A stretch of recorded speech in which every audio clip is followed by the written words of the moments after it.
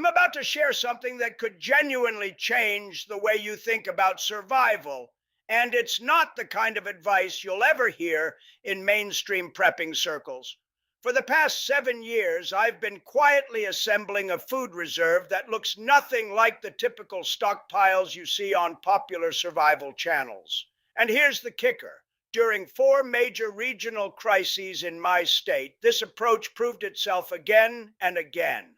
While crowds of preppers were battling over the last cans of Spam in grocery aisles, the foods I rely on were sitting untouched, fully stocked, and ignored. One of them, number 7, costs less than $3, yet delivers better long term nutrition than those overpriced $80 buckets of freeze dried meals. And when I reveal number 4, you'll wonder why the prepping community hasn't been shouting about it for years. But before we dive in, hit that subscribe button, because what I'm about to show you challenges everything you've been taught about emergency food storage. If you're serious about survival, not just collecting flashy gear for show, you'll want to pay attention. Here's the uncomfortable truth. Most of us have been conditioned to buy the same products, follow the same storage routines, and panic purchase the same items when disaster strikes. That herd mentality creates a massive blind spot, and most preppers don't even realize it exists. I discovered this firsthand in February 2021 during an 11-day regional power outage. On day 3, I walked into a grocery store just to observe. The shelves told the story. Rice gone, canned beans wiped out, bottled water nowhere to be found. Yet every single food I'm about to share with you was sitting there untouched because 95% of people, including seasoned preppers, didn't recognize their value. So let me walk you through the 10 foods that form the backbone of my stockpile. And because I know grocery prices are climbing faster than most families can keep up, I've already done the math. I created a free emergency pantry blueprint, 15 items you can buy today at Aldi, Walmart, or Costco that will feed your family for 2 weeks. That's 28,000 calories for less than the price of a single pizza. Grab the list at the link in the description and stop worrying. Start preparing. Now, food number 1 might sound ridiculous until you understand the science behind it. Bouillon cubes. Yes, those little flavor blocks your grandmother used. Most preppers dismiss them as too basic, too boring. But here's the truth. Bouillon cubes are one of the most powerful survival foods you can store, and hardly anyone is talking about them. Why? Because they pack concentrated sodium and flavor into the smallest possible package. In a survival scenario, eating plain rice and beans day after day will wear you down mentally. Research shows that monotonous food in high-stress situations suppresses appetite, which leads to malnutrition even when food is available. Bouillon cubes solve that instantly. 1 cube turns bland rice into a meal. It makes beans edible. It can create soup out of almost nothing. And here's the storage advantage. Bouillon cubes last 5 to 10 years in a cool, dry place. They take up almost no space. A jar of 50 cubes costs about $4 and flavors hundreds of meals. Compare that to canned soup, heavy, mostly water, short shelf life of 2 years. I personally keep 200 cubes in rotation, chicken, beef, and vegetable. Total cost, under $20. That's years of flavor security for my family. Storage is simple. Keep them in their original glass jars or transfer cardboard boxed cubes into mason jars or food-grade plastic containers with tight lids. Keep them away from heat and moisture, and they'll last indefinitely. Food number 2 is hiding in the baking aisle, overlooked by nearly every prepper. Unflavored gelatin packets. Not Jell-O, not sugary mixes. Pure gelatin like Knox brand. Most people think it's only for desserts, but they're missing the point. Here's why it's brilliant for survival. It's pure protein. Each packet delivers 6 grams, and you can add it to almost anything. Soups, stews, oatmeal, even drinks, without changing the flavor. It's easily absorbed, supports joint health, skin repair, and tissue recovery. And that's exactly what makes it a perfect prepper staple. Unflavored gelatin is one of those rare survival foods that can sit on a shelf for years without losing its usefulness. I'm not exaggerating.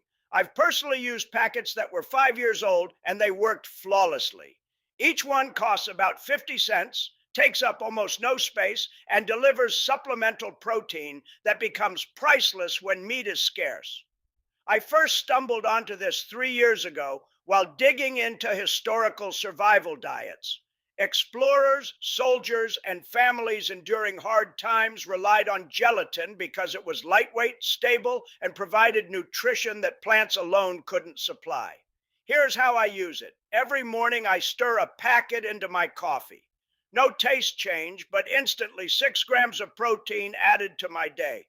I mix it into soups and stews for extra protein, and when I make bone broth, I add gelatin to boost its nutritional punch.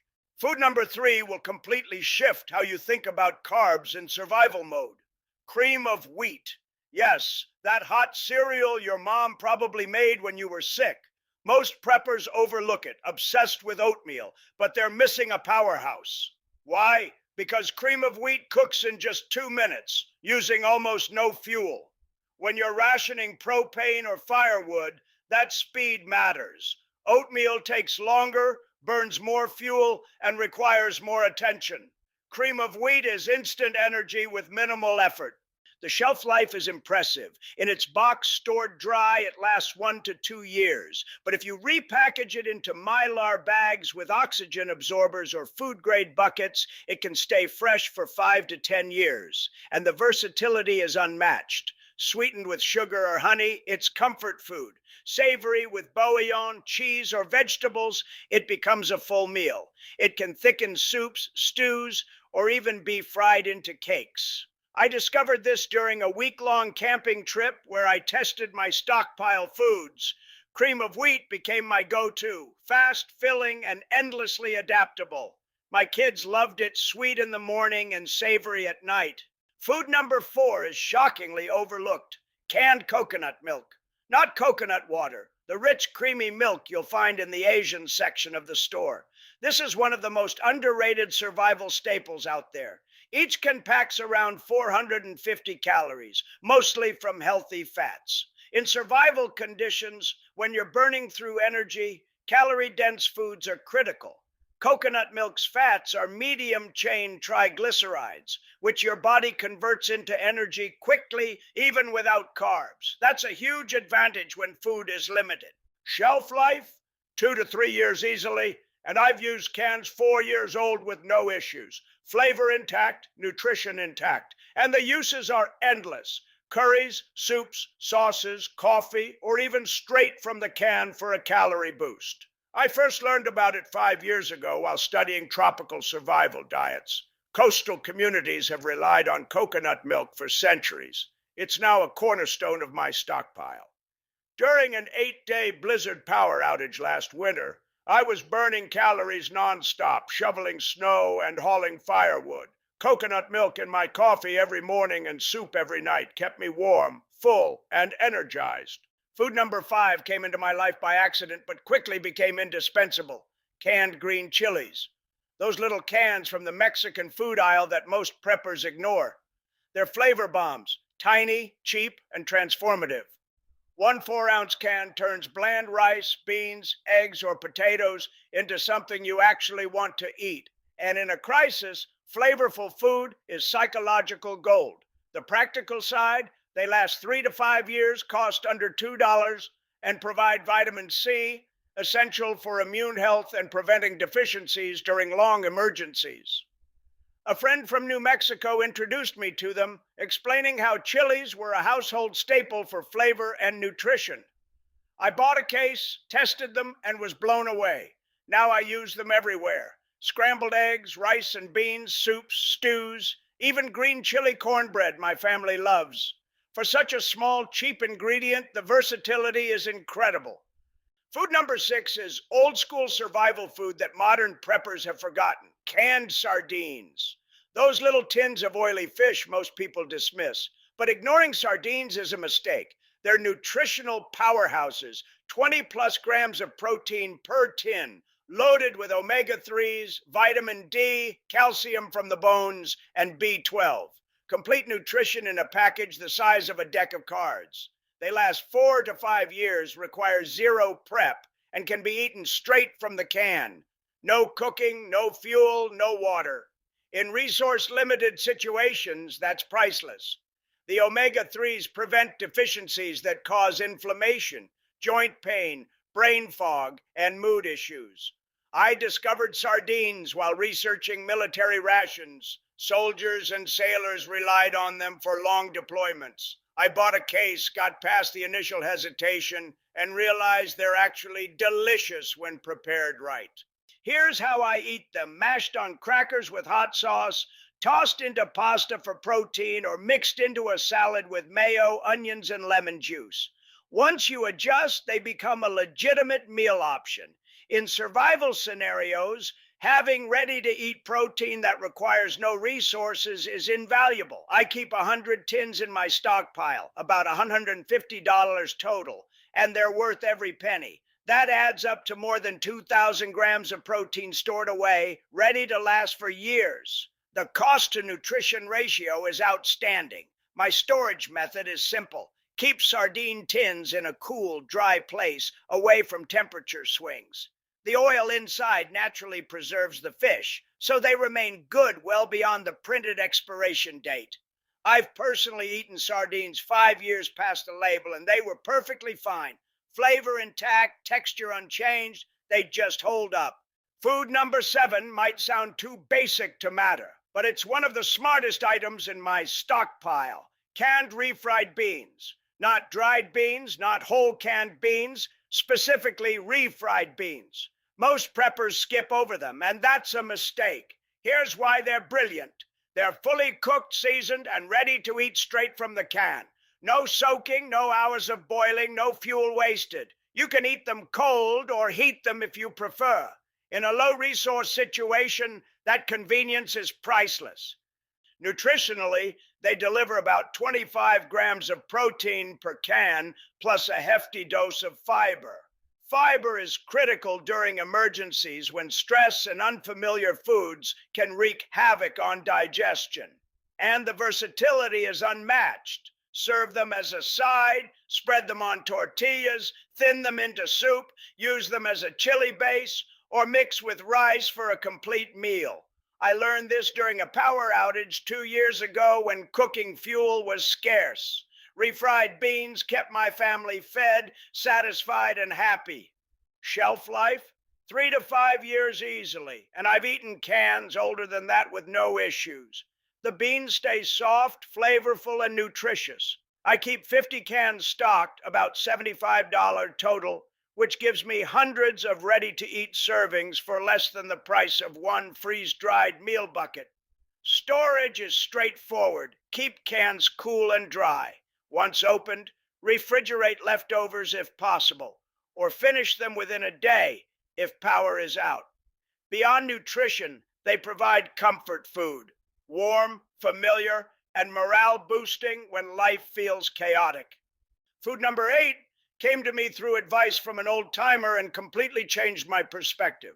Powdered milk, specifically instant non-fat in large boxes.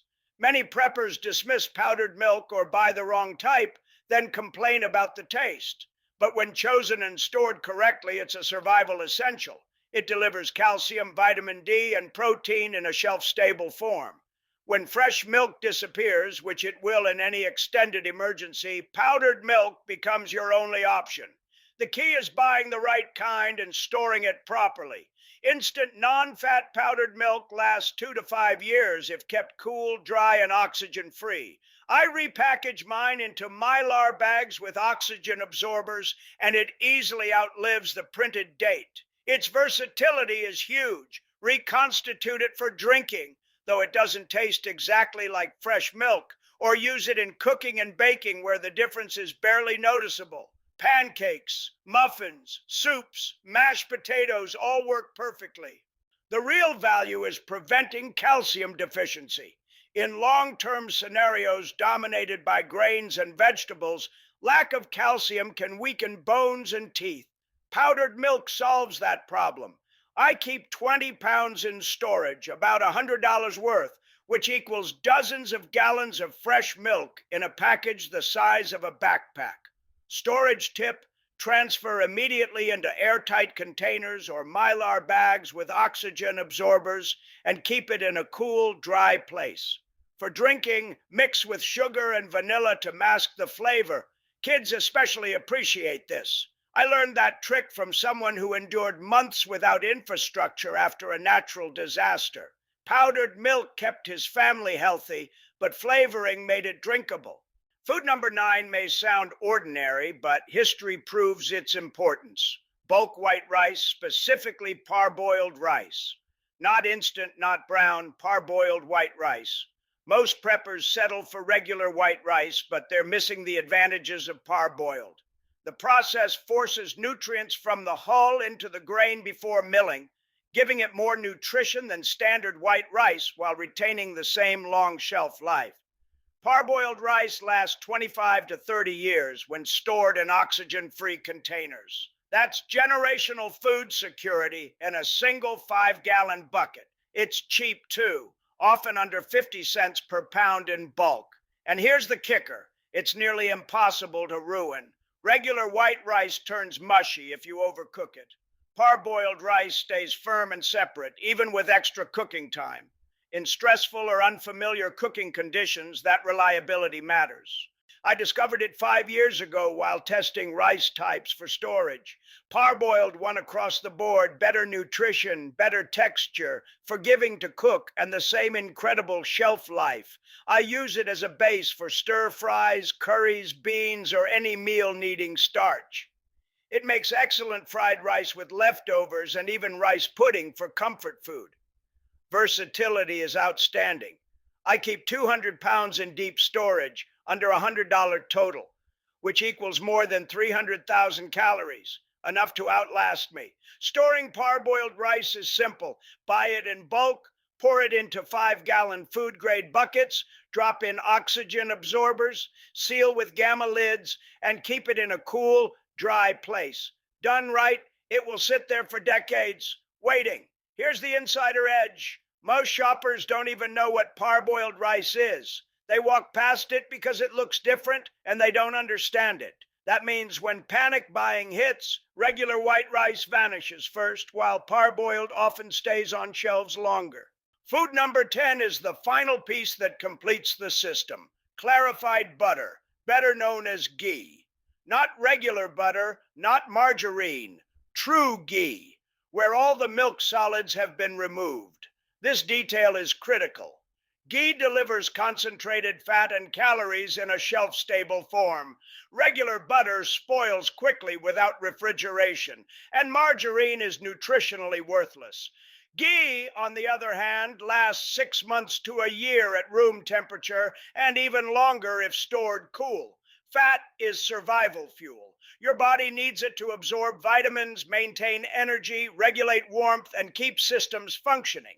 In a crisis, when you're burning calories nonstop, fat becomes more valuable than carbs. And here's the game changer: ghee has a very high smoke point. That means you can fry, saute, and cook over high heat without it burning or turning toxic. When you're cooking on camp stoves or open flames, this matters. I discovered ghee 3 years ago while studying traditional preservation methods. Cultures without refrigeration relied on it for thousands of years. Removing the milk solids made butter shelf stable, and they knew it. Today, I use ghee constantly, stirred into rice and vegetables for flavor and calories, cooking eggs, frying foods, making sauces, even spreading it on bread. 1 tablespoon delivers 120 calories of pure fat, liquid gold in survival terms. I keep 12 jars in my stockpile, about $150 worth, which equals more than 15,000 calories of shelf-stable fat. Storage is easy. Sealed jars in a cool, dark place. No refrigeration needed as long as they stay sealed and clean. Once opened, always use a clean spoon to avoid contamination. And here's the bonus: ghee adds comfort. The richness, the flavor, the mouthfeel. It transforms plain rice and beans into something that feels like a real meal. In survival situations, That psychological lift is priceless. So there you have it, 10 foods built from years of testing, research, and real world emergencies. This isn't theory. I've seen grocery shelves stripped bare while these items sat untouched. Each one delivers better value, nutrition, or versatility than the overpriced survival food dominating YouTube. If this helped you, hit subscribe and smash the like button so I know to keep producing content that actually matters, not just selling gear. Next week, I'm exposing the 5 biggest lies preppers tell themselves, lies that could get them killed in a real collapse. It's going to be uncomfortable but necessary. Drop a comment right now. Tell me which of these 10 foods you'd never considered before. I'm betting most of you had maybe one or two at best. The difference between those who survive and those who suffer comes down to thinking smarter than the crowd. Stop buying what everyone else buys. Stop following recycled advice. Build your stockpile on real experience and proven testing. That's what separates the truly prepared from the pretenders.